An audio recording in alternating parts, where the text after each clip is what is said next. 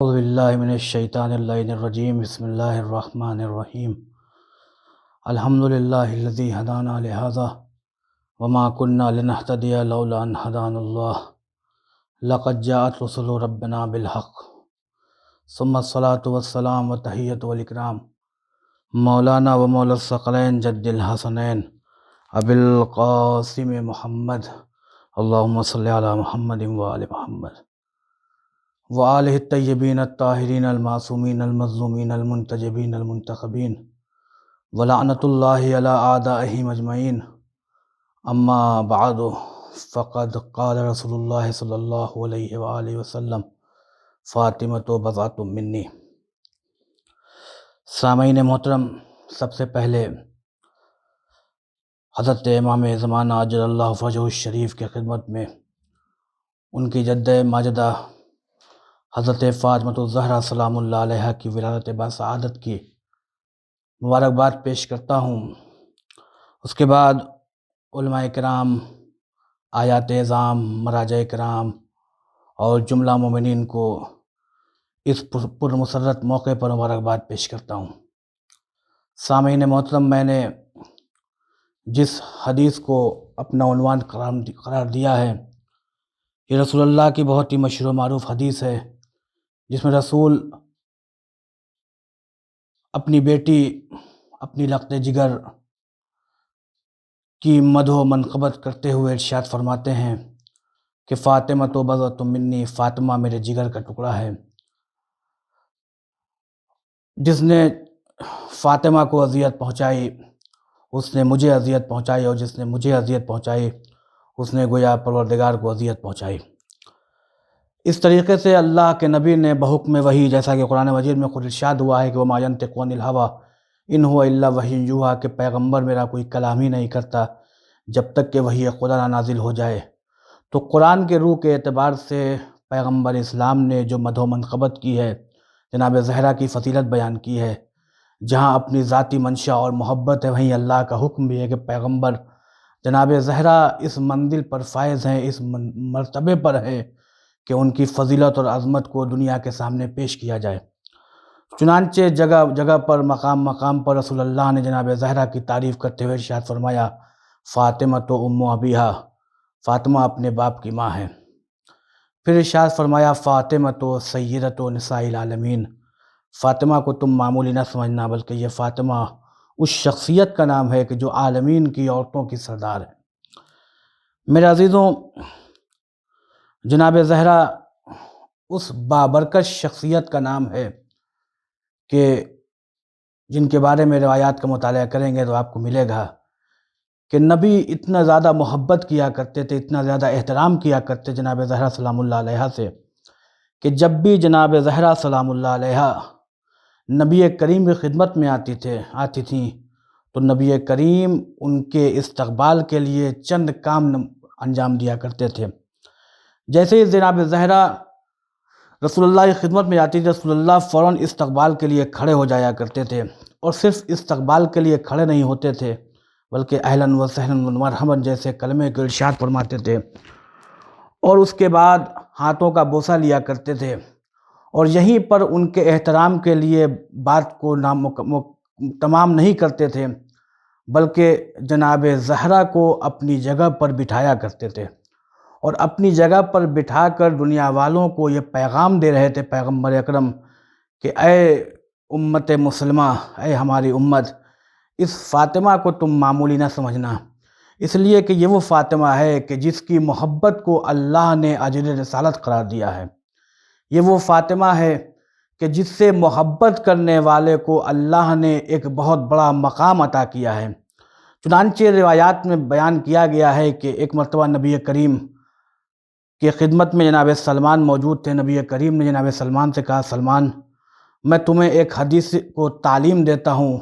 اس حدیث کو سنو اور لوگوں کے درمیان نشر کرو۔ کہا یا رسول اللہ، وہ حدیث کون سی ہے؟ کہا سلمان، یاد رکھنا کہ جو بھی میری بیٹی فاطمہ سے محبت کرے گا وہ بہشت میں ہمارے ساتھ ہوگا، یعنی جو بھی میری بیٹی فاطمہ سے محبت کرے گا اس کا مقام بہشت میں میرے ساتھ ہوگا، اور جو بھی میری بیٹی سے دشمنی اختیار کرے گا یا اس کو اذیت دے گا، اس کا مقام جہنم میں سب سے زیادہ پست جو مقام ہے وہ اسے عطا کیا جائے گا۔ پھر نبی کریم نے فرمایا کہ سلمان، صرف یہیں پر بات مکمل نہیں ہوتی، بلکہ میری بیٹی سے محبت کرنے والے کو اللہ 100 مشکلات میں سے نجات عطا کرے گا، اور ان 100 مشکلات میں سب سے آسان تر مشکل جو ہے وہ یہ ہے، آسان تر مشکل یہ ہے جس میں اللہ نجات دے گا، وہ قبر کی منزل ہے، موت کی منزل ہے، حساب و کتاب کی منزل ہے، پل صراط سے گزرنے کی منزل ہے، میزان کی منزلیں ہیں۔ یہ وہ منزلیں ہیں جہاں پر اللہ جناب زہرا سے محبت کرنے والوں کو ان تمام چیزوں پر عذاب سے محفوظ رکھے گا۔ اور یاد رکھو کہ جو فاطمہ کو راضی کرے گا اس نے مجھے راضی کیا، اور جس نے مجھے راضی کیا اس نے اللہ کو راضی کیا، اور جس نے فاطمہ کو اذیت پہنچائی اس نے مجھے اذیت پہنچائی، اور جس نے مجھے اذیت پہنچائی اس نے گویا کہ اللہ کو اذیت پہنچائی۔ میرے عزیزو، ہر مقام پر جناب رسول اکرم صلی اللہ علیہ وآلہ وسلم جناب فاطمہ زہرا کی فضیلت بیان کر رہے ہیں کہ دیکھو یہ فاطمہ اس شخصیت کا نام ہے کہ جس کے لیے میں نے بیان کیا کہ فاطمہ کو تم عام عورتوں سے نہ ملانا، بلکہ فاطمہ تو سیدۃ نساء العالمین، فاطمہ عالمین کی عورتوں کی سردار ہیں۔ میرے عزیزوں، جناب زہرا کی بلندی کے لیے یوں تو قرآن مجید میں بہت سی آیت ہے، جیسے کہ آیہ تطہیر جناب زہرا سلام اللہ علیہ کی شان میں، آیہ مودت جناب زہرا سلام اللہ علیہ کی شان میں، آیہ مباہلہ میں جناب زہرا کا تذکرہ موجود ہے، سورہ دہر جس کے واقعے کو تمام لوگ بخوبی جانتے ہیں، تمام وہ لوگ کہ جو زہرا سے محبت کرنے والے ہیں ان کے سامنے یہ سارے واقعے روز روشن کی طرح واضح ہیں۔ سورہ دہر نامکمل ہے اگر زہرا کو نکال دیا جائے، یا آیہ مباہلہ نامکمل ہے اگر زہرا کو نکال دیا جائے، آیہ مودت نامکمل ہے اگر جناب زہرا کو نکال دیا جائے،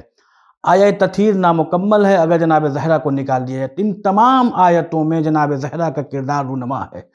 لیکن اگر ان تمام آیتوں سے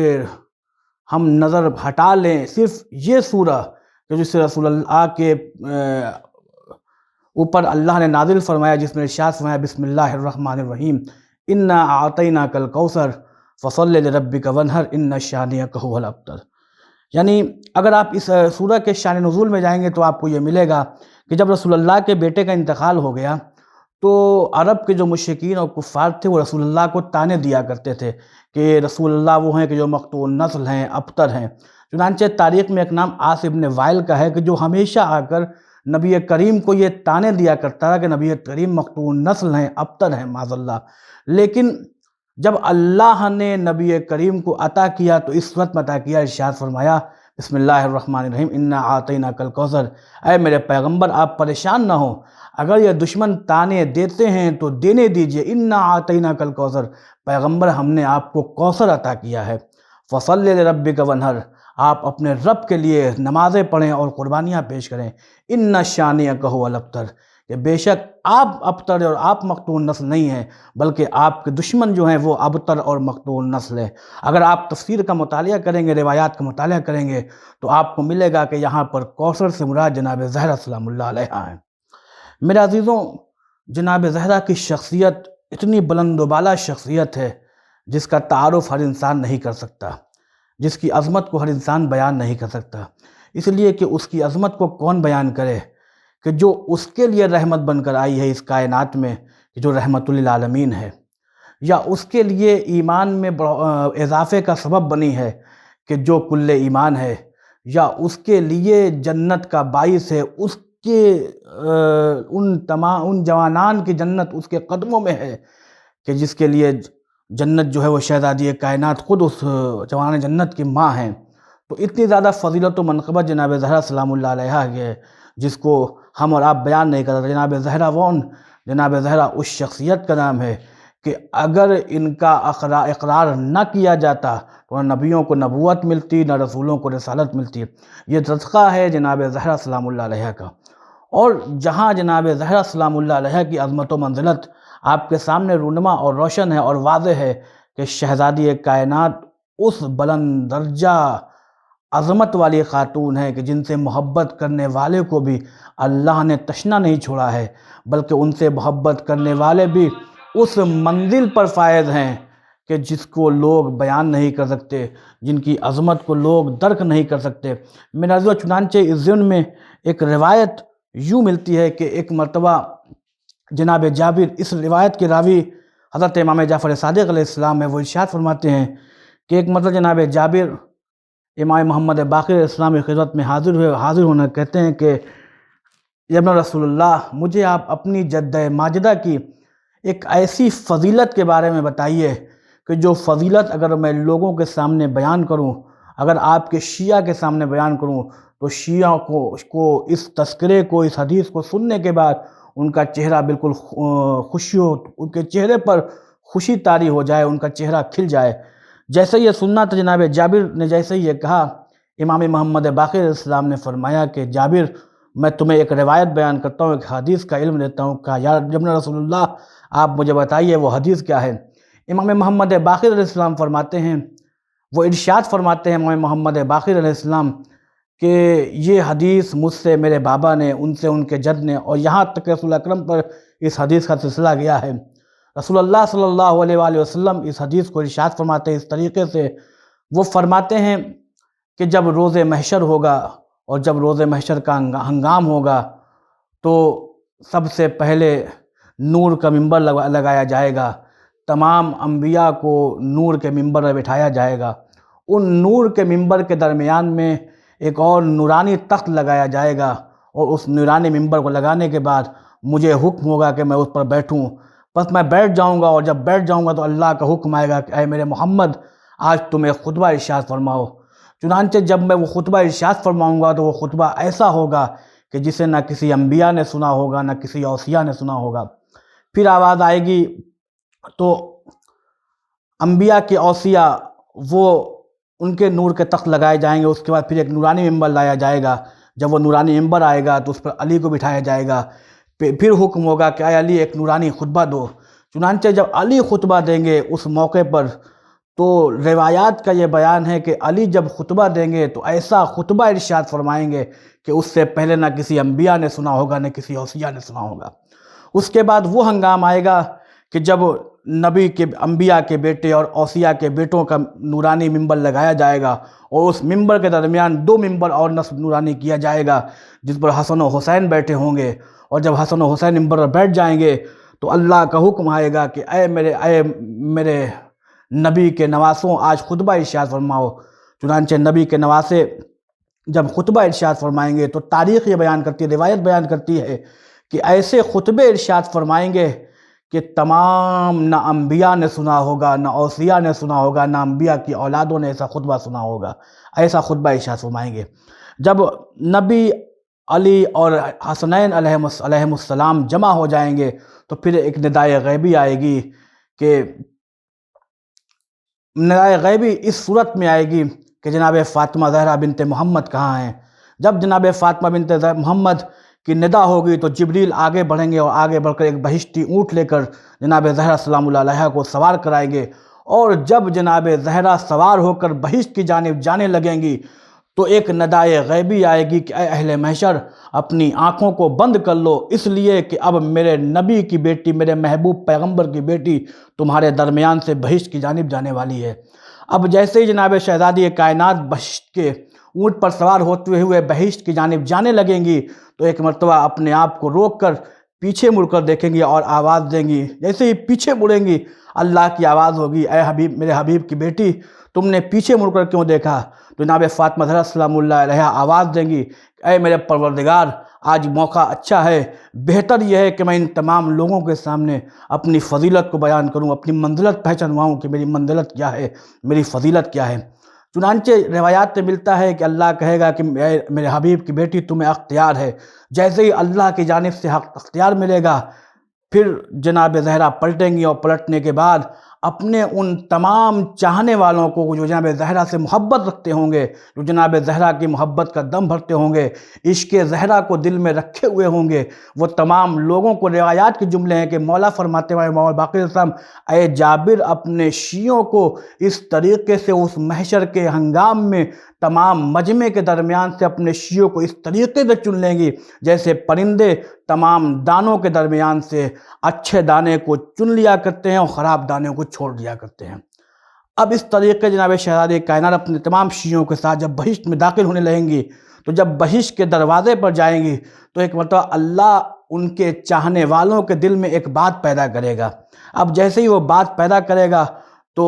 جناب زہرا سے محبت کرنے والے، جناب زہرا کے چاہنے والے پیچھے مڑ کر دیکھیں گے تو اللہ آواز دے گا کہ اے